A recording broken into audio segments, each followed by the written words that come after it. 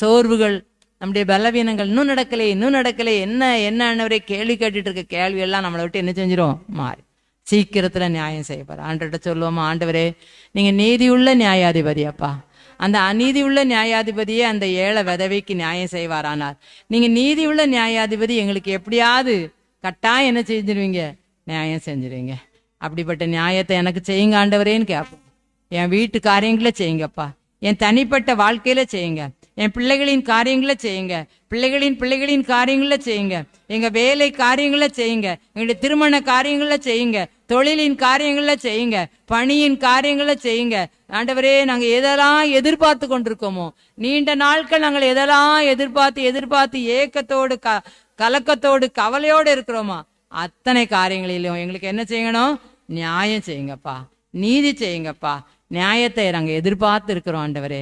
நீ நீதி உள்ள நியாயாதிபதி அல்ல.